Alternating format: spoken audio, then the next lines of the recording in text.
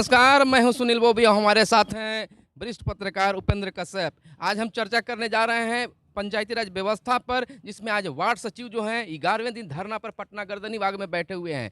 कल जब मीडिया के कुछ लोगों ने सम्राट चौधरी, पंचायती राज मंत्री सम्राट चौधरी से बात करना चाहे तो हाथ जोड़कर आगे बढ़ गए। हम आपसे जानना चाहेंगे सर कि जो पंचायती राज व्यवस्था में वार्ड सचिवों का जो मैटर है, वो मांग रख रहे हैं। 3 सूत्री मांग है उनका।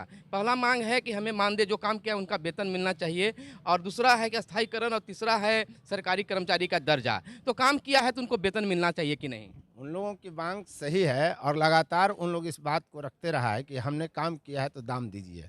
अगर किसी से आप काम कराते हैं तो स्वाभाविक है कि उसका हक तो उसको मिलना चाहिए। लेकिन ये सरकार विपक्ष के द्वारा लगातार आवाज उठाए जा रहे हैं, तो क्या आपको लगता है कि विपक्ष के द्वारा उठाए गए मांगों को सरकार मानेगी? मानना तो चाहिए।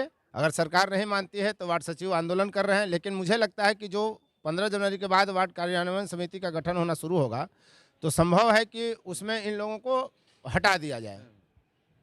तो हटा दिया जाएगा, लेकिन एक तरफ और पत्र निकला हुआ है कि नए ढंग से चयन करने के लिए। तो एक तरफ पत्र निकला है कि नए ढंग से आप चयन कीजिए, और दूसरे तरफ इनका आंदोलन है।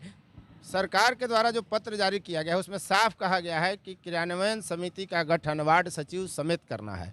तो सीधी सी बात है कि आपको बिना कहे हुए कि हम आपको हटा रहे हैं, वार्ड सचिवों को सरकार ने हटा दिया है। तो ऐसा लगता है कि पंचायती राज व्यवस्था में जो नया गठन होगा 2022 में, तो वार्ड सचिव के रहने से क्या पंचायत या वार्ड का विकास हो पाएगा? सचिव तो हर हाल में चाहिए ही, चाहे उसका नाम आप कुछ भी दीजिए, लिखा पढ़ी कौन करेगा।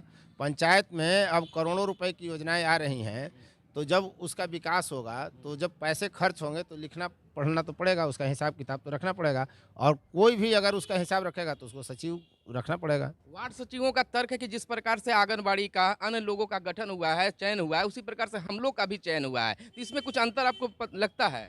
अंतर नहीं है, लेकिन सरकार की अब नीति है तो क्या किया जा सकता है। 2 साल के लिए उनका चयन हुआ था, अस्थायीकरण की बात नहीं आई थी।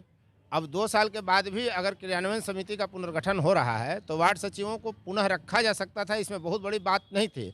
1.25 लाख व्यक्ति को आप 2 साल से परिश्रम करवाए, 4 साल से 2 साल के लिए चयन किए, और 1.25 लाख व्यक्ति को 4 साल आप खटाए, और अब कह रहे हैं कि आप घर जाइए, पैसा नहीं देंगे। तो ये तो अन्याय है ना, अनर्थ है ये।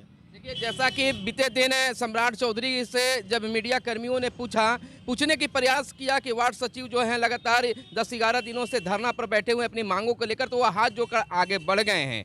तो अब क्या आपको लगता है कि सरकार उनके सामने झुकेगी, या उनके सामने, सरकार के सामने वार्ड सचिव झुकेंगे? देखिए, नीतीश कुमार की सरकार है, तो सरकार तो जिद्दी है, मुखिया ही जिद्दी हैं, माने जाते हैं कि नीतीश कुमार जिद्दी हैं। जब सचिव ने उनका लेटर जारी कर दिया है कि वार्ड सचिव समेत क्रियान्वयन समिति का गठन किया जाए, तो मुझे उम्मीद नहीं है कि उन वार्ड सचिवों की पुनर्वापसी होगी जो 1.25 लाख की संख्या में है और 4 बरस से खट रहे हैं।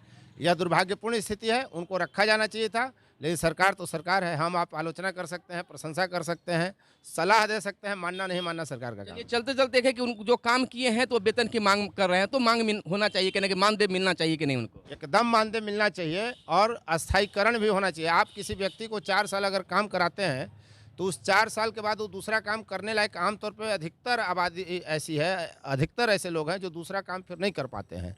तो 4 साल आप किसी से काम करा करके और छोड़ दीजिएगा, ये अनुचित है, मानवता के विरोधी काम है ये।